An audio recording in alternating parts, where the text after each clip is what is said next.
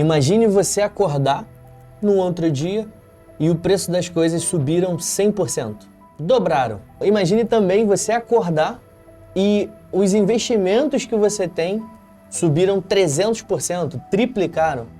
Também é possível. Vivemos isso numa história recente, 2021 ali, né, próximo da pandemia, nos momentos de pico máximo de valorização do Bitcoin. Inclusive na Bolsa de Valores isso acontece algumas vezes, né? Fato é que a gente tem que se preparar para o pior e ser otimista, que é aquilo que nós desprendemos do hoje, né, o investimento, os gastos, a gente se desprende para investir hoje e que isso possa ser talvez um porto seguro num futuro, espero eu que bem longe, mas eu acho que pode ser mais recente do que a gente imagina.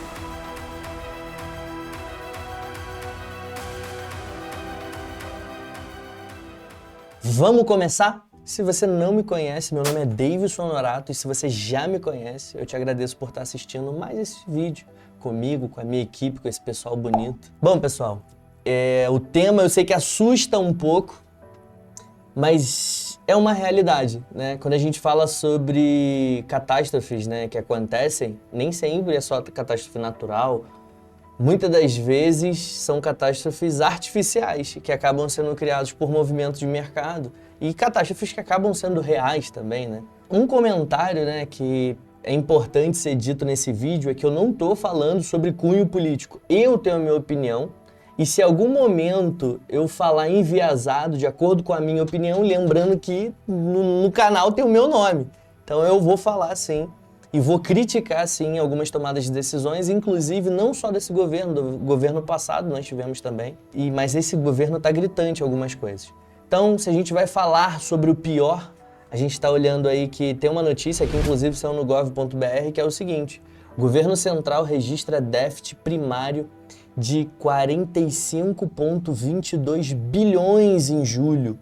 O que isso significa? Significa que a arrecadação do governo, com tanto de imposto, que inclusive já passamos agora recentemente, dá para mostrar aí para vocês, de 2 trilhões de reais de arrecadação.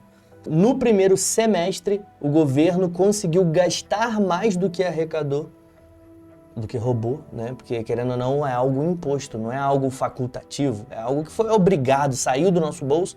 A gente acredita realmente que tem certas medidas que não que seja insubstituível, mas que talvez funcionasse em certos lugares, em certos países, esse imposto talvez poderia ser aplicado melhor.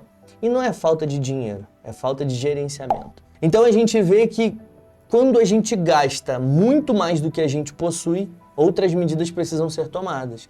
Inclusive, eu vou botar aí na tela várias medidas sobre a arrecadação. Acabou com os fundos, né? Tudo bem que não afetou muito para os fundos que a gente investe na Bolsa, são mais que fundos de famílias grandes, que são muito ricas, e foi uma medida para eles arrecadarem mais, né? Fundos com menos de 500 cotistas tinham que pagar uma alíquota, o dividendo não era isento, mudaram algumas coisas. Foi mais uma ação de marketing do que realmente, propriamente dita, que eles estão fazendo alguma coisa para arrecadar. E engraçado que antes disso acontecer, tinha família que vendeu todos os imóveis e distribuiu 1.500% de dividendo no período, né? A galera já sabe antes das medidas que o governo vão tomar. Engraçado isso, né? É bem curioso. Alguém sabe antes. Então a gente vê que a partir do momento que o governo, a moeda estatal, ela é impressa, porque como que faz para pagar se fica no negativo? Imprime mais dinheiro. E automaticamente começa nas camadas mais altas da sociedade, né? Vai chegar no povo político, todo mundo essa grana, e vai sendo distribuído e escoado, chegando até o menos favorecido, só que chega não proporcional. Por exemplo, a inflação subiu, o salário dos deputados aumentam 10%, 15%. A inflação, assim, nominal, não é a inflação real, né? Subiu 4%, 6%, e os salários aumentam 15% dos deputados, sendo que da população aumenta 4%. Então, o maior criador de dificuldade, essa diferença entre quem tem condição e quem não tem, entre o povo e realmente, entre aspas, a burguesia nesse sentido, que a gente fala dos políticos, essa classe, é o próprio governo, quando você aumenta um 15% e o outro 4%. Isso causa essa separação entre a sociedade. Então, a gente sabe que para eu, que sou um mero mortal, que toco as empresas aqui junto com a minha equipe, com o pessoal, junto com os sócios, E a gente vê que só nós que sofremos na íntegra, né? Porque a gente não está do lado que imprime o dinheiro. Então existem formas da gente se proteger, né? Quando a gente vai ver hiperinflação em outros países, países que têm esse mercado aberto, a gente vê que as ações sobem e normalmente corrige acima da inflação. Inclusive, né, algumas sobem muito mais. A inflação, no caso da Argentina, 100%, ações subiram 150%, 200%. Então, existem formas da gente se proteger para o colapso que talvez esteja iminente. Não estou vendendo susto, não é trem fantasma, não é nada disso, mas é um colapso iminente. Civilizações do passado, assim como a civilização romana, eles quebraram simplesmente porque expandiram demais, chegaram até acho que 4,4 milhões de quilômetros quadrados de extensão para ser comandado naquela época que não tinha internet, não tinha SMS, não tinha fax, não existia esse todo controle e foi algo gigantesco. Muito maior até do que se a gente fosse pensar hoje, porque naquela época eles conseguiram isso. É mais ou menos, é um pouco mais da metade do Brasil que eles conseguiram alcançar. E eles começaram a ser destruídos de dentro para fora.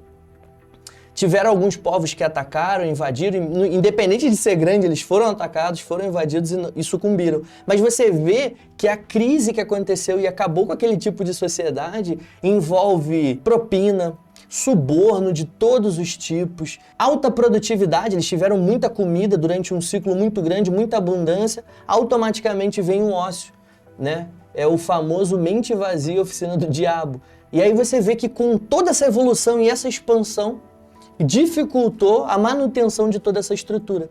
E é basicamente, não sei se vocês estão sentindo a mesma coisa que eu, mas é basicamente o que a gente vê no mundo.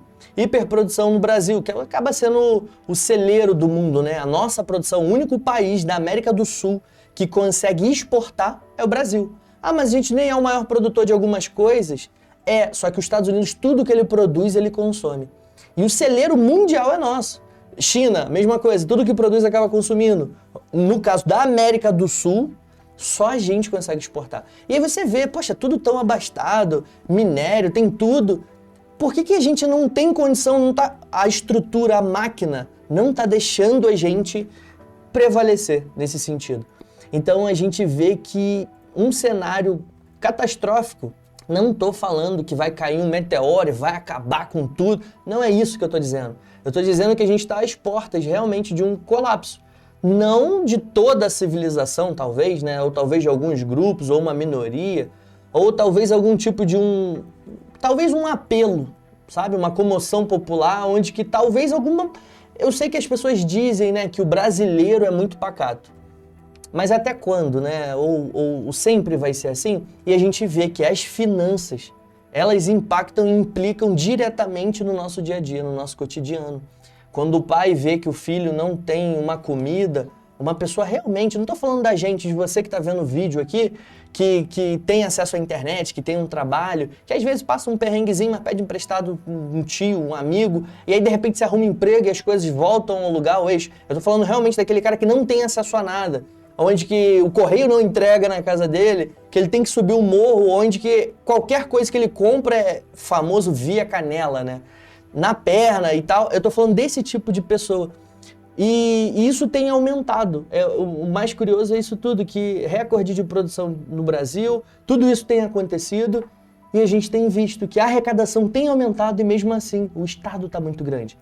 Toda vez que isso acontece, a gente viu em Roma, viu em outros países e no passado, vimos em outras civilizações do passado. E aí nós vemos que, de tempos em tempos, grandes catástrofes acabam sendo gerados ou por fome, assim como aconteceu na Grande Fome na China, né? Quase 30 milhões de pessoas, ou 30 milhões de pessoas morreram. Também na Grande Fome na Rússia, que também foram basicamente experimentos sociais, que é tenebroso imaginar que o ser humano é capaz disso. Eu só sei que a gente já está há muito tempo, né, numa política onde que as coisas, né, tudo que a gente faz, produz, é muito bom, a gente está no ápice da tecnologia e da evolução. E de tempos em tempos, grandes problemas acontecem. Um fato bem legal aqui que eu vou mostrar, mostra aí, editor, é que o PL das ações na Bolsa Brasileira, isso é só um comparativo para você ver como as coisas estão nas mínimas, né? Aí você pensa, pô, é um excelente momento de investir, todo mundo fala sobre isso, sobre esse gráfico aqui que está aparecendo para vocês do Oceans 14, que hoje, se a gente fosse olhar só em números, o nosso PL, que é o preço sobre lucro, né? Da média, né, da Bolsa de Valores brasileira, está nas mínimas, igual estava em 2008, né? Dá para mostrar aí no gráfico, em 2008, que era a média de 4 alguma coisa, hoje a gente está em 6,22. O que isso significa? Significa que a gente não está no nosso ápice de acreditar realmente que o mercado está bom e tal, e esse talvez seja um momento bom de investir. Mas aí fica o pensamento, será que a gente não está prestes a encontrar uma grande dificuldade e talvez por isso os grandes investidores, né, o capital estrangeiro, eu sei que a taxa de juros está muito alta, quando ela começar a cair, vai entrar dinheiro no Brasil, mas será que a gente não está no início de um abismo em vez de um final? Porque esse gráfico, a gente só consegue ver o que aconteceu no passado. Né? A gente chegou a ver ali, ó, PL por volta de 23 vezes na Bolsa de Valores, ações esticadas, otimismo lá em cima, todo mundo acreditando que tudo vai dar certo. Enquanto agora o pessoal está pessimista. Será que esse pessimismo ele está dizendo que esse é um bom momento para investir? E aí quem não tem nada é interessante talvez entrar, não é uma dica de investimento, mas é interessante para quem não tem nada. Ou as pessoas estão enxergando tudo isso que eu estou falando.